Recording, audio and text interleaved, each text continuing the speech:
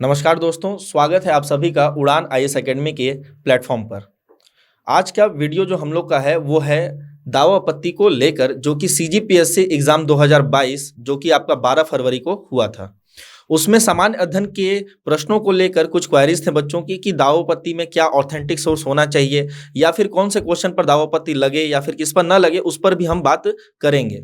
सबसे पहले तो सर आपको ये जानकारी देंगे कि दावा आपत्ति को लेकर क्या आपके पास समय है और उसके संबंध में दिशा निर्देश कहाँ दिया गया है। सर देखिए, दावा आपत्ति के लिए जो समय स्टार्ट हुआ है वो आज का ही है। आज अगर देखेंगे तो 14 तारीख लिखा हुआ है, 14 फरवरी, ठीक। और ये आपको समय दिया गया है 22 फरवरी तक का। और जितने भी दिशा निर्देश हैं वो आपके साइट में अवेलेबल हैं। जैसे किस प्रकार इसका फोटो खींच के आपको सबमिट करना है, वो पूरा दिशा निर्देश दिए हुए हैं। बस एक एक करके उसको फॉलो करते जाइएगा। तो आगे हम बात करने वाले हैं किस किस प्रश्न पर आपको सोर्सेस चाहिए दावा आपत्ति लगाने के लिए, जिसको आयोग ने गलत लिया हुआ है। सर वैसे तो बहुत सारे हमारे पास क्वारीज आए थे कि ये वाला प्रश्न वो वाला प्रश्न, तो हमने बहुत सारे को हमने क्या किया, जांचा कि क्या उसने आयोग ने सही लिया है या गलत लिया है।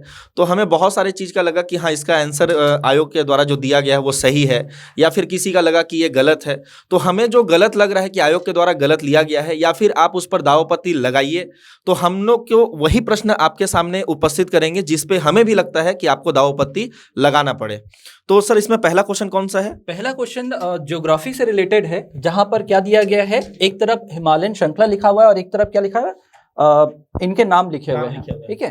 तो यहाँ पर ना जो एक्चुअल आंसर होना चाहिए वो होना चाहिए डी, लेकिन आयोग द्वारा लिया गया है सी, ठीक। अब देखिएगा, जैसे इसका आंसर क्या है, उत्तर पश्चिम हिमालय का जास्कर होना चाहिए। हम आपको इसका प्रूफ भी दे देंगे। और पश्चिम और उत्तर हिमालय का जो आंसर होना चाहिए वो शिवालिक श्रेणी होना चाहिए। और दार्जिलिंग सिक्किम का होना चाहिए लेप्चा, और अरुणाचल हिमालय का होना चाहिए नामचा बारवा। तो यहाँ पर देखिएगा, इस आधार पर जो इसका उत्तर है वो डी ही होना चाहिए, लेकिन आयोग ने ले लिया है क्या, सी। तो सी और डी वाला जो मतलब ये सर वाला सही लिया है ना, सी और डी मतलब सही लिया है। सी का जैसे क्या होगा, लेप्चा होगा तो ये सही है, और अरुणाचल प्रदेश का नामचा होगा वो सही है। गलती कहाँ कर रहा है, उत्तर पश्चिम हिमालय का वो शिवालिक ले लिया है ना। मतलब ये ए का क्या लिया, शिवालिक ले लिया, जो कि गलत है, बिल्कुल गलत है। इसका प्रूफ देखिएगा, अगर आप एनसीईआरटी 11th का बुक उठाएं आप, ठीक है, 11th क्लास का आप एनसीईआरटी देखें, भारत का भौतिक पर्यावरण, तो यहाँ पर आपको दिखाई दे रहा होगा क्या कि ये डेट लिखा हुआ है, मतलब लिखा हुआ है स्पेशली उत्तरी पश्चिम हिमालय, और इसके अंतर्गत क्या आ रहा है आपका जास्कर। तो ये आपके पास ऑथेंटिक प्रूफ है, इसको आप दावा आपत्ति के लिए प्रयोग कर सकते हैं, ठीक है। एक प्रश्न और है इतिहास का, ठीक है। इसमें लिखा हुआ है क्या, वास्को डी गामा से रिलेटेड। इसमें आपको बताना था सही प्रश्न, मतलब सही कौन सा इसमें। तो वास्को डी गामा 1498 में आए थे, बिल्कुल सही है, ठीक। भारत में 1 साल नहीं 3 माह तक रुके, तो ये गलत है। और इसके अलावा क्या है, ये पुनः कब आए थे, तो 1502 में आए थे, तो ये भी गलत। तो इसमें से दूसरा और तीसरा गलत है। सही क्या है इसमें, केवल और केवल आपका पहला। तो इसका जो आंसर होना चाहिए डी होना चाहिए, लेकिन आयोग के द्वारा क्या लिया गया है, इसका आंसर सी लिया गया है। तो इसका भी अगर आप मॉडर्न हिस्ट्री पढ़ेंगे एनसीईआरटी का, तो इसमें प्रॉपर आपको मिल जाएगा कि इनका जो आगमन हुआ था पुनः, वो 1502 में हुआ था। तो ये भी जो है आपको ऑथेंटिक डेटा आपको मिल जाएगा एनसीईआरटी में। इस पर भी आप दावा आपत्ति लगा सकते हैं, है ना। जिनको भी लगता है कि इसका आयोग ने गलत आंसर लिया, तो आप इस पर दावा आपत्ति जरूर लगा सकते हैं। चलते हैं तीसरे क्वेश्चन की ओर, जो पूछा गया है वो भतरा और हलवा को लेकर है सर, है ना। इस पर ऑथेंटिक सोर्स की अगर बात करें तो ये तो अंडरस्टूड है कि बहुत सारे जो ऑथेंटिक सोर्स हमें मिले हैं, किसी एक को हमने यहाँ उठाया नहीं, उसमें हलवा और भतरा दोनों दिया रहता है। और अभी तक आयोग ने बहुत सारे क्वेश्चन भी पूछे हैं, वो उसमें हलवा भी आंसर ले चुका है वो। तो पुराने आंसर को भी उठाकर हम क्या कर सकते हैं, दावा आपत्ति लगा सकते हैं। हालांकि आयोग ने अभी क्या लिया है, भतरा लिया हुआ है, ठीक है। और जो भी ऑथेंटिक बुक अगर देखें तो उसमें हलवा और भतरा दोनों दिखेगा। तो अगर आप दावा आपत्ति लगाना चाहें तो हो सकता है ये क्वेश्चन जो है डिलीट ही कर दिया जाए, ठीक। तो डिलीट करवाना हो तो आप बिल्कुल इसको ले सकते हैं दावा आपत्ति लगाने के लिए। हर बुक में जितने भी समग्र छत्तीसगढ़ है और जहां भी है, आपको ये दोनों के दोनों आंसर मिल जाएंगे, खासकर उसको पुराने वाले समग्र छत्तीसगढ़, पुराने वाले, हाँ उसमें जरूर है। चलिए अगला क्वेश्चन होगा हम लोग का ये वाला, ई राघवेंद्र राव प्रथम बार मध्य प्रांत एवं बरार के मुख्यमंत्री कब बने थे। तो देखिएगा, अगर समग्र छत्तीसगढ़ में आप जाएंगे तो 692 नंबर का पेज देखेंगे, तो वहां पर ना 1926 लिखा हुआ है कि इस समय ये मुख्यमंत्री बने थे। तो अप्रोक्स अगर डेटा देखा जाए तो आयोग द्वारा क्या लिया गया है, 1927 लिया गया है।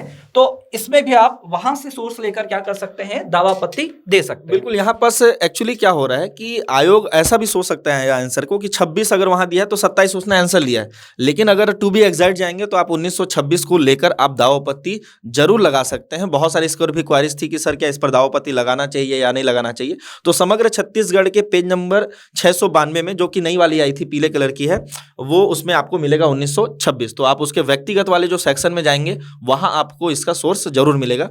अगर आप लगाना चाहें तो इस पर भी दावापत्ति जरूर लगा सकते हैं। नेक्स्ट क्वेश्चन जो हम लोग का होगा, अगला जो प्रश्न है हमारे कलचुरी काल से रिलेटेड है, लेकिन हमको पता है कलचुरी काल जो है अगर देखा जाए यहां से स्टार्ट होता है 1941 के आसपास से हम देखते हैं मराठा आक्रमण होता है, तो उसके आसपास का डेट होना चाहिए 1741। ठीक है, 1741 के आसपास का।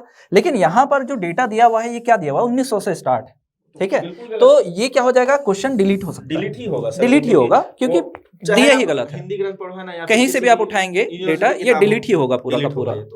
तो इस पर आप कोई भी सोर्स, कोई एक सोर्स देने का मतलब नहीं था इसमें, कोई भी आप सोर्स इसमें लगा सकते हैं। आपका ये क्वेश्चन जरूर डिलीट ही होगा ये क्वेश्चन, क्योंकि 1945 के चक्कर में बहुत लोगों ने आंसर लगाया नहीं है, जबकि होना चाहिए था 1745। 1745 इसका आंसर होना चाहिए था, यहाँ पर होना चाहिए था 1745। ठीक तो है, ये डिलीट होगा, डिलीट होने वाला क्वेश्चन। चलिए अगले प्रश्न पर चलते हैं। अगला प्रश्न जो है ये कुछ इस प्रकार लिखा हुआ है, जनगणना 2011 के अनुसार छत्तीसगढ़ का लगभग कितना क्षेत्र आदिवासी उप योजना क्षेत्र के अंतर्गत आता है। आंसर लिया गया है आयोग के द्वारा 88,000 वर्ग किलोमीटर। ठीक है, लेकिन अगर आप ऑथेंटिक डेटा देखें, प्रशासनिक प्रतिवेदन देखेंगे 2021-22 का, तो ये डेटा जो मिलेगा आपको 91,253 मिलेगा। तो इसको लेकर भी आप क्या कर सकते हैं, दावापत्ति लगा सकते हैं, और ये भी डेटा जो है बिल्कुल लगा सकते हैं, क्योंकि ये जो डाटा है वो विभाग का है ना, आदिम जाति तथा अनुसूचित जाति विकास विभाग का डाटा है, जिसके कारण क्या हो रहा है, आपने टू बी एग्जैक्ट आंसर 88,000 लगा दिया है। अब वो पीछे भी ले सकता था, ऊपर भी ले सकता था, लेकिन हमारे पास एक लिवरेज तो मिल रहा है ना दावापत्ति को लेकर। क्यों? क्योंकि यहाँ पास डाटा दिया है 91,253 वर्ग किलोमीटर का, लेकिन आंसर क्या लिया जा रहा है, 88,000। तो एक चांस बनता है आपका इस पे दावापत्ति का, आप लगाना चाहें तो बिल्कुल ये आपका सोर्स रहेगा, लगाइए, बिल्कुल लगा सकते हैं। आपके सामने है, आपको आंसर भी मिल जाएगा पूरा प्रूफ के साथ। अगला प्रश्न होगा हम लोग का, प्रश्न है ये सैंडिस वाला ताहुतदारी कैप्टन सैंडिस ने निर्मित की थी, तो कौन सा निर्मित किया था। अगर आप देखें इसका हमारे पास जो प्रूफ है, तो यहाँ पर आपको पता चलता है क्या लोरमे और तरिंगा को उन्होंने क्या किया था, शुरुआत में बनाया था। अगर आप ऑप्शन में देखें तो लोरमे और तरिंगा कहीं नहीं दिख रहे, ऑप्शन ले लिया गया था सिरपुर। ठीक है, तो ये क्वेश्चन जो है आप अगर दावापत्ति लगाएंगे तो ये डिलीट होने वाला ही क्वेश्चन है। ठीक है, समग्र छत्तीसगढ़ में इसका आपको हिंदी ग्रंथ अकादमी में इसका आंसर मिल जाएगा आपको, तो ये डिलीट होने वाले प्रश्न है।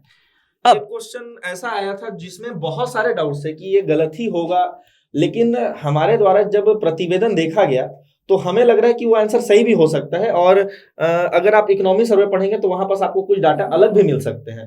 तो ये आपके ऊपर निर्भर करता है कि आप इस प्रश्न को लेकर कैसा सोचते हैं, क्या करना चाहते हैं। लेकिन एक सोर्स हम देने का प्रयास करते हैं कि इस पर आंसर कैसा लिया गया है, कहाँ से लिया गया है। तो ये जो क्वेश्चन है इसमें बताना है आपको अति निम्न सिंचित जिले बताने हैं। ऑप्शन कुछ लिया गया है और आयोग के द्वारा जो है ऑप्शन बी लिया गया है।